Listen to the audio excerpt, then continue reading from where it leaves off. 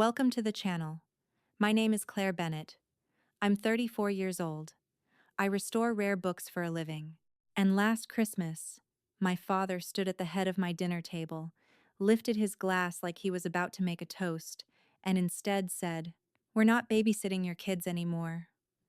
The whole room went still. Then he added louder, almost proud of himself. "And no more repairs either. I'm done fixing every little mess you create."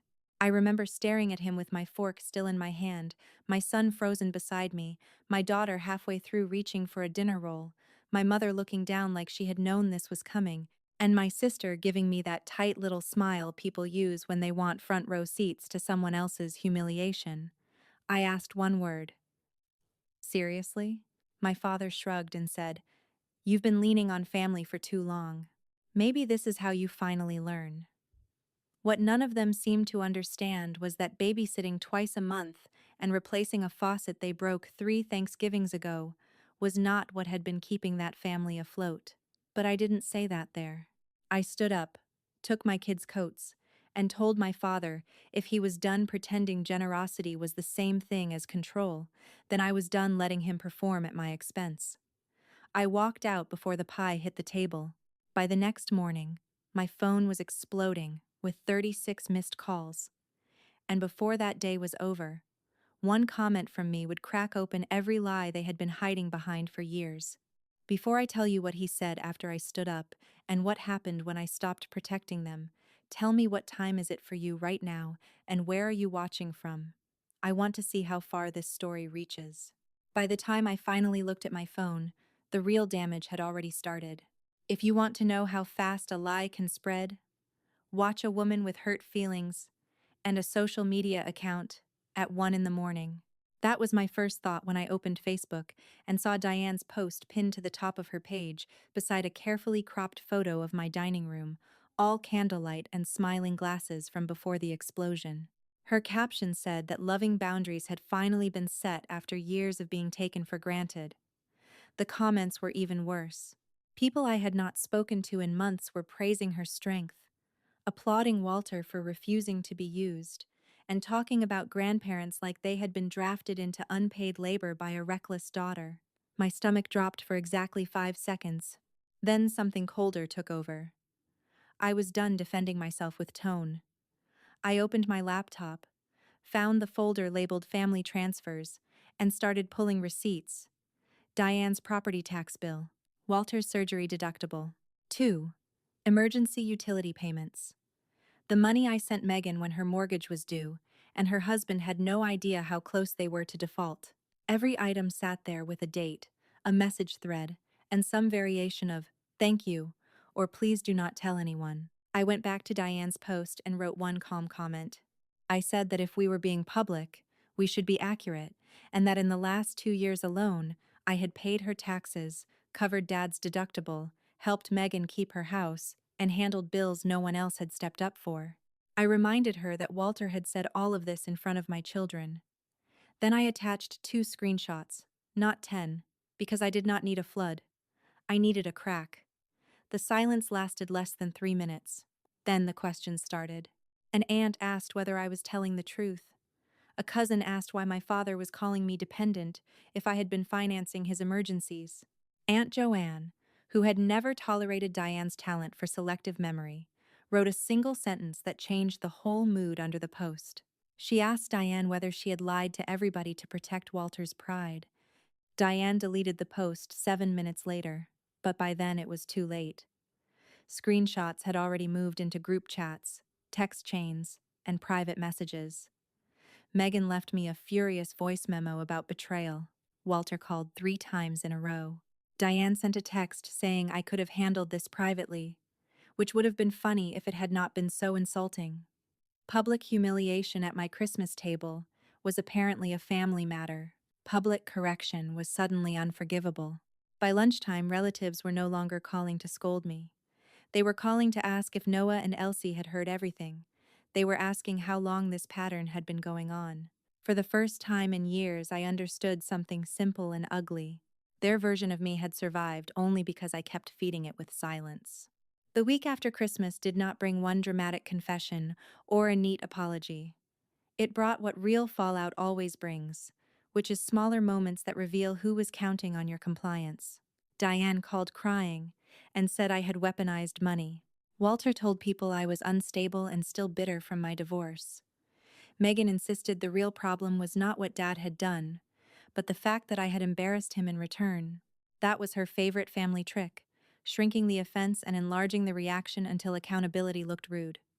I stopped arguing with all of it. Instead, I started closing doors. I canceled the automatic transfer I had quietly set up to help Diane with spring taxes. I removed my card from the hardware account Walter still treated like his own. I stopped answering Megan's breezy little messages that always started with a casual question and ended near somebody needing help. Aunt Joanne called and asked me one thing in a voice that told me she already knew the answer. She asked if I had kept proof. I told her yes, all of it. She said, "Good, save everything." That same afternoon, Ben sent me a message I had not expected. Megan's husband wrote that he was sorry, and that he had believed Walter and Diane were the ones helping them through their rough months. When I told him the money had come from me, he went quiet for long enough that I thought the call had dropped. Then he said that changed more than I knew. Within days, Megan was suddenly furious that Ben wanted to review their accounts and understand every debt with actual numbers instead of family mythology. Meanwhile, my children were processing what had happened in the direct way children always do. Noah stopped asking whether we would see Grandpa on New Year's Day. Elsie asked me once, very softly, whether she had made too much noise at dinner. That question made something in me go absolutely still. I knelt in the hallway, looked her in the eye, and told her she had done nothing wrong, that adults sometimes choose mean behavior because they care more about power than kindness. I also told her our house was still a safe house, and I watched her shoulders loosen when she heard it. She nodded like she believed me, but I still hated that she needed the lesson at all. So I changed the front door code. I notified the children's school that no surprise visits or pickups from grandparents were allowed. I blocked Walter on social media and moved Diane and Megan into a muted folder. I only checked when I felt steady enough. None of that felt dramatic. It felt like maintenance after a storm. And the more I did it, the more obvious the truth became. Christmas had not broken my family. Christmas had simply exposed how much of the family system depended on me swallowing disrespect with a smile. There was one more thing I did that week, and in some ways it mattered as much as the public receipts. I sat at my kitchen table after the kids were asleep and wrote down my own timeline from memory, not for the internet, not for relatives, but for myself. I listed every moment I could remember when Walter had turned help into leverage, every time Diane had chosen silence over truth, every occasion Megan had benefited from the family story while pretending she was above it. I wrote down how old I had been, where we were, what was said, how my body felt afterward. By the time I finished, I understood that Christmas dinner had not been an exception at all. It had been a perfect summary. That list did not make me angrier. It made me steadier, because once the pattern had language, I stopped blaming myself for failing to fix it. Walter finally requested a face-to-face meeting the second week of January, and of course he did not request it like an apology. He sent a message through Aunt Joanne, saying that if I had any maturity left, I would meet him and settle this like adults. He chose a diner off Route 1, one of those places with tired booths, endless coffee, and men who think public rooms make them look reasonable. I almost said no, but Aunt Joanne told me that sometimes you need to hear a person unchanged one last time before hope lets go. I arrived in jeans, boots, and the dark wool coat Noah says makes me look like the boss in an old movie. Walter was already there with Diane beside him. Megan slid into the booth 3 minutes later as if this had always been a group strategy and not some supposed private conversation. I stayed standing long enough to make it clear I could still leave. Then I sat and told them they had 10 minutes. Walter opened with the line I should have expected. He said I had gone too far and shamed the family in public. I told him he had stood in my home, in front of my children, and called me a burden as if humiliation became moral when he delivered it. He waved that away and said he had been setting boundaries. Diane said they only wanted me to appreciate how much they had carried for me. Megan tried her soft voice and said everyone was exhausted by my resentment ledger, which was interesting coming from a woman whose mortgage I had helped pay. I listened until Walter finally lost patience and said the quiet part out loud. He said the real issue was that I had made him look like a man who lived off his daughter. I told him he should have worried about that before he actually did. The table went still. Then he leaned forward and said that after every repair, every babysitting visit, every holiday, I still could not show gratitude. That was when I understood there was no hidden remorse waiting to be coaxed out. He genuinely believed his occasional favors outweighed years of control, insults, and dependency on my money. So I stood, left cash for my untouched coffee, and told him exactly what would happen next. He would not see Noah or Elsie until they were old enough to choose that for themselves. He would not come to my house, send messages through relatives, or use Diane to force contact. Family was not his audience, and my children were not props for his authority. Diane looked stunned. Megan actually said I could not do that. I turned to her and said, "Watch me." Then I left Walter in the booth with his mouth open and, for the first time in my memory, no speech ready. People imagine consequences as one dramatic collapse. Most of the time, they arrive as 1,000 ordinary inconveniences that slowly strip somebody of the image they were living on. Walter hated that more than open conflict. He hated that old contractor friends now knew I had covered his deductible. He hated that Aunt Joanne stopped inviting him to speak first at family lunches. He hated that when church friends asked Diane how things were with the grandchildren, she had to answer without pretending everything was warm and normal. Megan hated something different. She hated that Ben no longer accepted her summary of family history. He wanted numbers. He wanted dates. He wanted to know why his wife had allowed her sister to be painted as needy while quietly paying their bills. Diane tried a new strategy and sent me messages full of soft language about healing, misunderstanding, and how the children needed family ties. I answered only once. I told her that relationships without honesty were just obligations with prettier words. Then I stopped again. January became February. My studio got busier. I restored an 1,870 family Bible for a woman in Connecticut who cried when she picked it up because the pages smelled like her grandmother's attic again. I designed wedding invitations on my old letterpress. I walked Noah to school through wind sharp enough to sting the eyes, then came home to find peace waiting for me in the quiet. The more distance I kept, the more my whole body seemed to believe life could stay calm. Even small things changed. I stopped checking my phone before getting out of bed. I stopped rehearsing imaginary arguments while packing school lunches. I stopped dreading holidays on the calendar 2 months before they arrived. That alone felt like getting years of my life back. Then Diane called one rainy Thursday in March from a number I almost did not recognize. Her voice was strange, thinned out around the edges. Walter had been admitted to a hospital in Cranston after what doctors were calling a serious but survivable stroke. She said my name as if crisis itself should erase history. Megan texted moments later and asked me not to make things harder. Not please forgive. Not please come if you want to. Just the same old demand that I help make their pain easier to carry. I stood in my workroom with a half-repaired atlas open under my hands and felt two truths at once. One was that sickness is real and frightening. The other was that illness does not rewrite what someone chose while fully healthy. I called Aunt Joanne because I needed one person who would not translate guilt into virtue. She told me Walter had asked for me twice already. Then she asked the only question that mattered. She asked whether he had apologized before the stroke or after. I said I had heard nothing. She told me to decide in daylight, not in panic. That advice followed me for 2 sleepless nights. I went to the hospital on a Saturday afternoon, after arranging for Noah and Elsie to stay with my friend Marisol. I did not go, because I had suddenly become the dutiful daughter in some sentimental ending. I went because I wanted my decision to be conscious, not reactive, and because I knew too well how families like mine use emergency to drag people back into old roles. The hospital smelled like disinfectant, overbrewed coffee, and fear. Diane met me outside the step-down unit with red eyes and a sweater that looked like she had slept in it for days. For 1 second, I saw not just my mother, but a woman who had built her entire adult life around protecting one man's ego until she no longer knew how to stand anywhere else.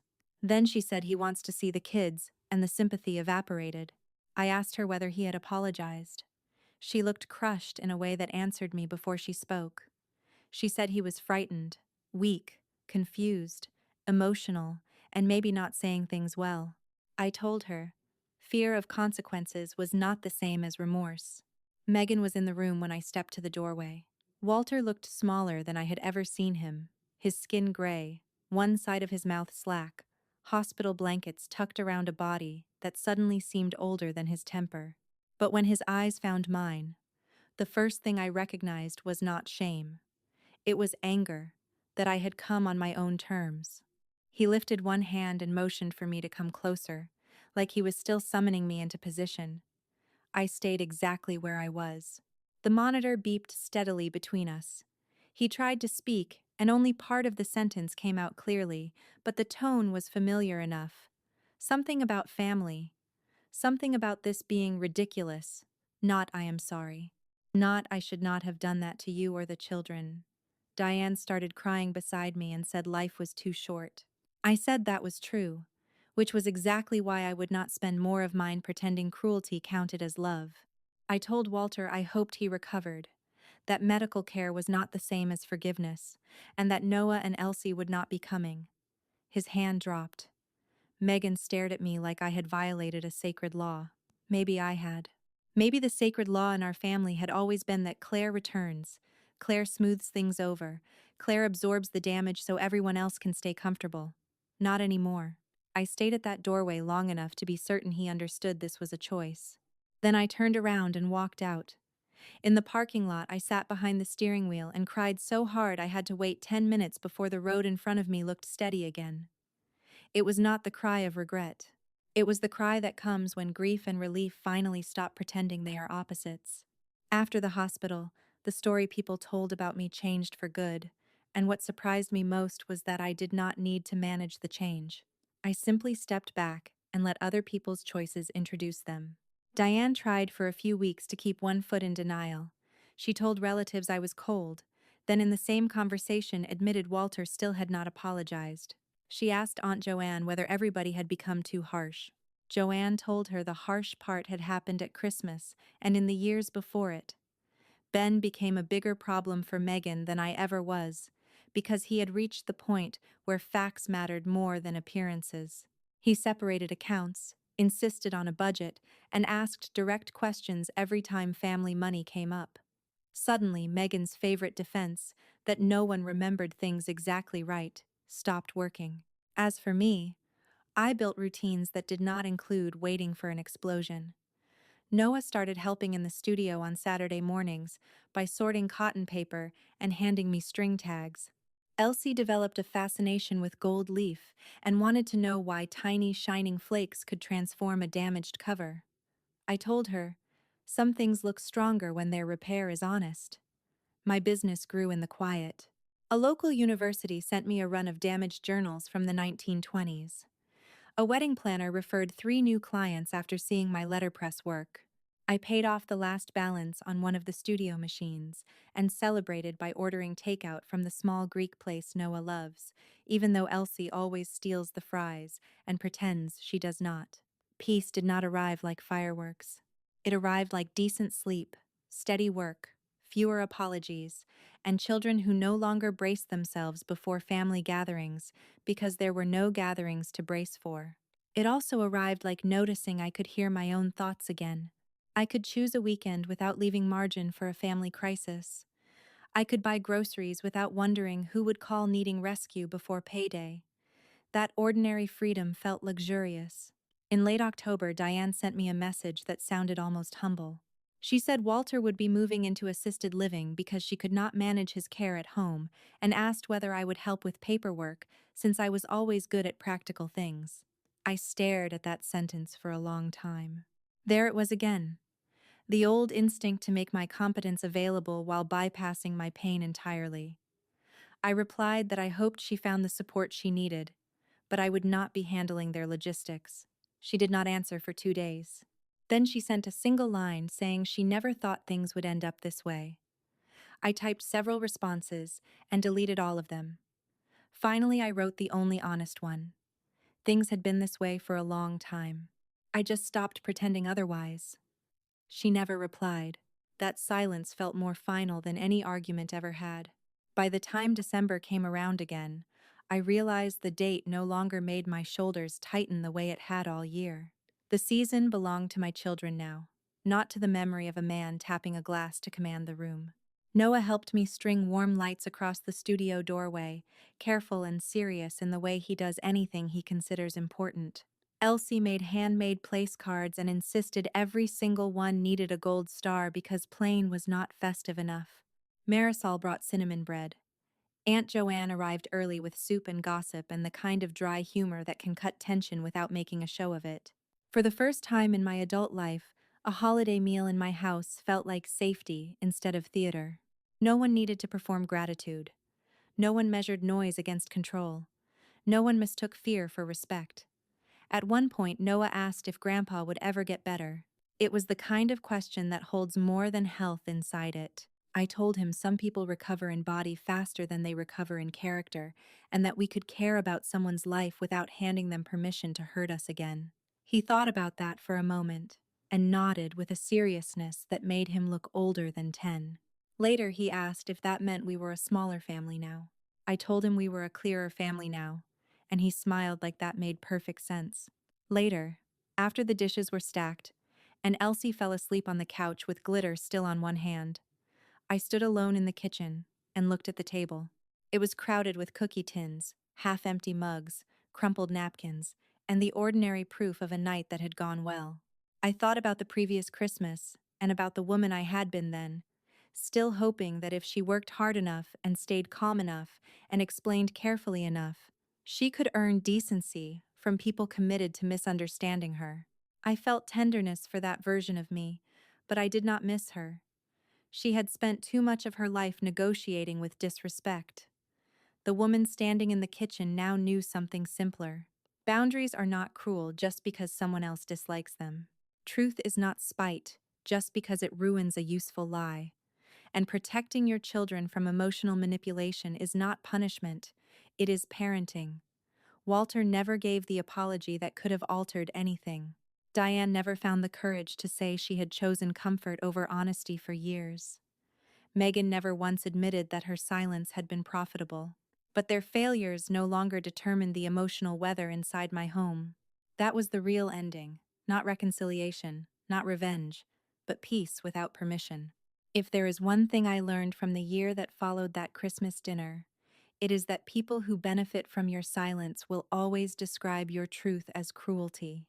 Walter called me vindictive because I would not let him keep rewriting my life in front of my children. Diane called me divisive because I would not help her preserve a false picture of family grace. Megan called me dramatic because drama was easier for her to condemn than honesty was for her to face. But none of those labels survived contact with reality. Reality was a spreadsheet full of transfers. Reality was a child asking if she had been too loud at dinner. Reality was a father in a hospital bed still reaching for authority instead of accountability. Reality was the unbelievable calm that arrived once I stopped volunteering to be the shock absorber in every room. So when people ask whether I regret posting those receipts, walking out of the diner, or refusing to carry Walter's recovery on my back, the answer is no. I regret the years I spent confusing endurance with love. I regret every holiday I cleaned up alone after swallowing one more insult for the sake of togetherness. I regret that Noah and Elsie ever saw adults try to make shame look normal, but I do not regret the line I finally drew. My children will grow up knowing that family is supposed to feel safe, not indebted. They will know that kindness without respect is not kindness at all. They will know that if someone humiliates you in public and then asks for private mercy without honest repair, you are allowed to walk away. They will also know that compassion is strongest when it has standards, because otherwise it turns into permission for the same harm to repeat itself in nicer language. They will know peace is something you protect. And I did walk away, not because I stopped loving the idea of family, but because I finally loved my children and myself more than I loved the role they assigned me. That made all the difference. It changed the story they told about me, the story I told myself, and the atmosphere in the house where Noah now reads on the rug and Elsie sings while she colors at the kitchen counter. Some wounds close, because the person who caused them finally understands. Others close, because you stop standing in the place where they can keep being opened. Mine closed the second kind of way, and that has turned out to be more than enough.